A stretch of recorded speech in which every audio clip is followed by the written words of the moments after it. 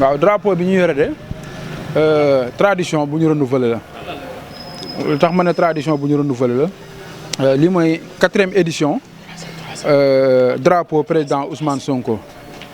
donc mu nekk initiative boo xamante ni ku ñuy wax Thiolla production donc moom moo ko initié woon bi mooy 4e année bi mu ko initié ak léegi donc chaque année lendemain tabaski wala lendemain korité lañ ko njëkk a def mais par la suite lañu ko buñ ko njëkkee def première édition yi ci topp yëpp lendemain korité lendemain tabaski lañ koy def donc mu nekk drapeau boo xam ne daf ko tuddee Pastef ak ki nga xamante ni mooy président Ousmane Sonko mais comme Mouhamed Thiolla Diourbel la dëkk doomu Bawol la donc daf koy teg ci loxo ñi nga xamante ni ñoo fi nekkal Pastef nekkal président Ousmane Sonko fii au niveau de la commune de Diourbel muy la section communale. donc la section communale nag ki ko jiite mooy docteur Souleymane Ndiaye donc moom la ñu waroon a remettre drapeau bi tey remettre drapeau bi la section communale ñu récupérer ko ci turu ki nga xam ne mooy docteur Souleymane Ndiaye. bu loolu jàllee nag di lancer un appel à toute la population diourbelloise à toute la population sénégalaise mais également à tous les patriotes du Sénégal d'ici de la diaspora di leen wax ne nag am nañ événement bu mag muy événement bii nga xamante ni Mouhamed Thiolla ba mu koy jël daf ko doon jël ci risque boobu bu ñu nee 4e édition kon yàgg na donc def nañ ko 2 ans yoo xamante ni section communale dem nañ représenter ko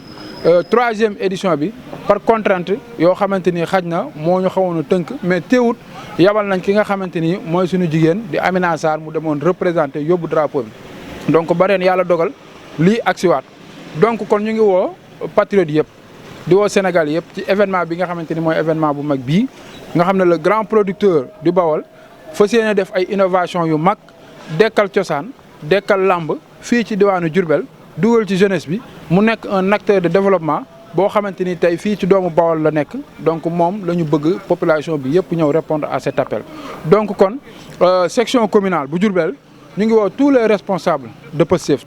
rawatina ministre des sports ñu ngi koy woo ñu ngi woo également le ministre Moussa Balla Fofana ñu ngi woo encore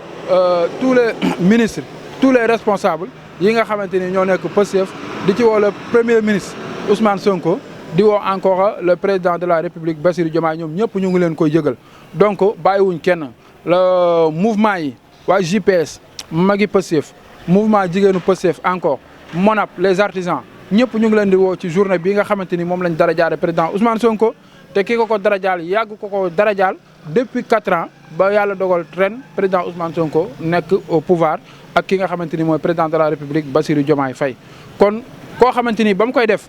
ñu ngi woon ci opposition bu métti kon bu ko defee ci pouvoir war na ko du koo xamante ni dafa daw ñëw xëy na cëpp ne day teg drapeau président Ousmane Sonko loolu it lu mat a leeral la bokkul ci ñi nga xamante ni dañoo gis ne président Ousmane Sonko wala Pastef arrivé nañ au pouvoir ñu bëgg a ñëw nekk ay opportuniste wala nekk profiteur déedéet loolu c'est pas Mouhamed Thiolla c'est pas Thiolla production c'est pas ASC Pape Diouf ñaar ñi nga xamante ni ñooy ànd di liggéey ñaari entité yooyu muy ASC Pape Diouf ak Thiolla production mu nekk 2 entités indissociables. ñoom waaye nag jël nañ lii di drapeau bi nga xamante ne nii moom lañ tuddee ki nga xamante ne nii mooy Ousmane Sonko nekk tey jii premier ministre moo tax ñu indilaat leen laaj bi nga xamante nii moom la Birame Souleye waxoon nee duñ parrainé làmb duñ parrainé yeneen yi nga xamante nii ay xumbaate la loolu nag ñu laaj leen ko ñoom ak drapeau bi ñu jël la lañ ciy tontu. merci Mor. xam nga dañuy faral di wax ne wax neexut déglu neexut waaye dégg neex donc ñu ngi koy nuyu de passage honorable député maire monsieur le ministre encore Birame Souleye Diop.